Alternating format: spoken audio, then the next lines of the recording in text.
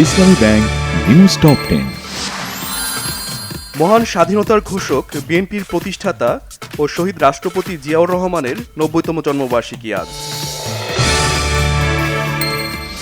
জুলাই যোদ্ধারাও মুক্তিযোদ্ধা, ক্ষমতায় গেলে আলাদা বিভাগ হবে মুক্তিযুদ্ধ মন্ত্রণালয়ে, বলেছেন তারেক রহমান।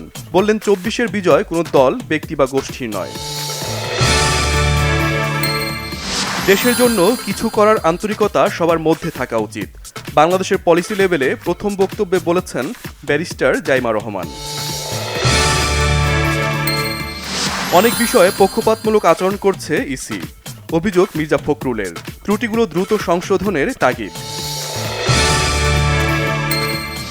শুনানির শেষ দিনে গতকাল ২৩টি আবেদন মঞ্জুর করেছে নির্বাচন কমিশন, ৩৫টি আপিল নামঞ্জুর। পোস্টাল ব্যালটে পক্ষপাতিত্বের অভিযোগে ইসি ঘেরাও ছাত্র দলের। প্রধান উপদেষ্টার সাথে বৈঠকে আমিরের জন্য তারেক রহমানের সমান প্রটোকল দাবি জামায়াত নেতাদের। ইসির ওপর আস্থা নেই জানিয়ে নির্বাচনে অংশ নেওয়া নিয়ে সংশয় দেখা দিয়েছে, বলেছেন এনসিপির মুখপাত্র আসিফ মাহমুদ। তাপস নানক সহ ২৮ জনের বিরুদ্ধে মানবতা বিরোধী অপরাধের অভিযোগ আমলে নিয়েছে ট্রাইব্যুনাল।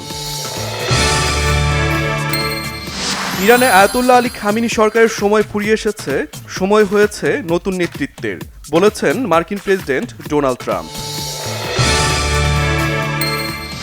জয় দিয়ে নারী টি-20 বিশ্বকাপ বাছাই পর্ব শুরু বাংলাদেশের। যুক্তরাষ্ট্রকে ২১ রানে হারিয়েছে টাইগ্রেসরা।